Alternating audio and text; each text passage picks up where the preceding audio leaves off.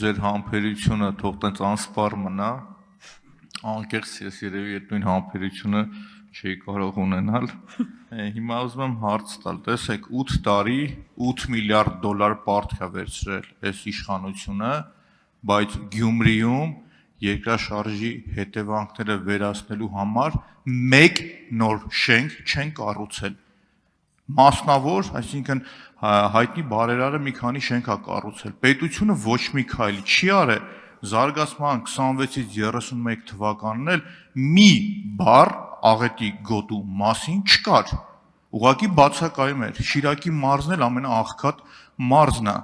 Ես ուզում եմ ձեր կարծիքը լսել դրա վերաբերյալ, այսինքն աղետի գոտու հետևանքների վերացնելու եւ 8 տարի 8 միլիարդ դոլար, շուտով 9 միլիարդ դոլար կդառնա պարտքը եւ ոչ մի նոր շենք, ոչ մի ծրագիր, ոչ մի աջակցություն։ Ձեր կարծիքը։ Շնորհակալություն, պարոն Մանուկյան, ես շատ վատ եմ վերաբերում այդ իրողությանը։ Մենք գործընկերներս վատնում կատարելու մասին էին խոսում, կարծում եմ, որ մասշտաբային վատնում է տեղի ունեցել։ Որովհետև եթե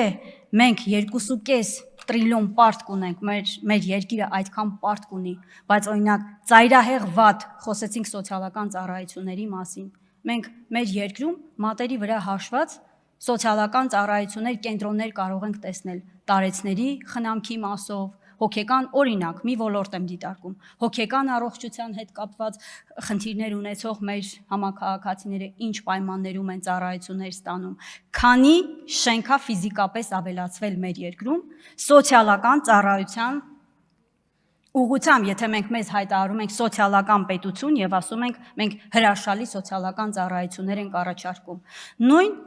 Գյումրիի օրինակը բերեցիք, շատ տարբեր համայնքներում մենք ցավոք սրտի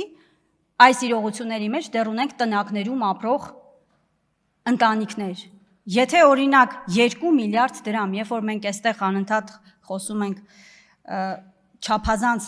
շատ մեծ բյուջեով պարգևավճարների մասին, գործընկերներն ասում են ինչի համար եք այդպես ասում, բայց միևնույն ժամանակ եթե դիտարկում ենք, որ ընդամենը 2 միլիարդ դրամով օրինակ կարելի է սարքել շենքեր եւ շուրջ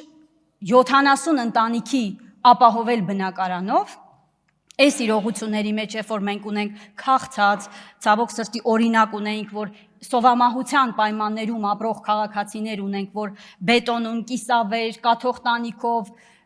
անմարդկային պայմաններում են ապրում, ունենալ այսքան արտաքին պարտք ու որևէ ծառայություն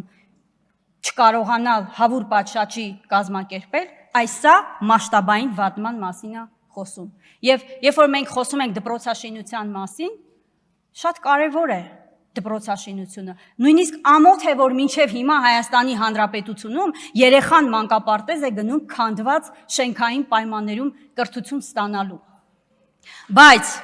եթե մենք ասում ենք, որ այսքան արտաքին պարտքի պարագայում չի կարելի ընդամենը 30-40 ենթակառուցվածքի մասին խոսել։ Այն դեպքում, երբ որ այդ պարտքի սպասարկման միայն տոկոսներով հնարավոր է տարեկան 300 օրինակ դպրոց կառուցել։ Խոսքը սրա մասին է, բայց գործընկերները անընդհատ մանիպուլացնում են, վերցնում են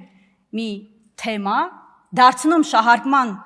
առիթ, ինչի համար, որովհետև այդ բուն խնդիրները պիտի դառնան երկրորդային, որովհետև առաջնային խնդիրները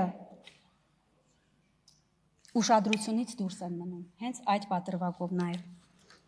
Արձագանք։ Շատ ճիշտ է, երբ որ փաստարկված ներկայացնում եք փաստերը, ԿՓ-ական պատգամավորները փաստերի դիմաց փոխանակ պատասխանեն, մի հատ ուրիշ մի բան գտնում են, շեղում են, սկսում են դրանից խոսել ամբողջությամբ։ Բայց երբ որ առարկայական ուղիղ փաստերը կա, դրա դիմաց հակափաստարկները զրո են, ոչինչ չունեն ասելու։ Շնորհակալ եմ, արձագանքի պատասխան չունեմ, էլի, շնորհակալ եմ։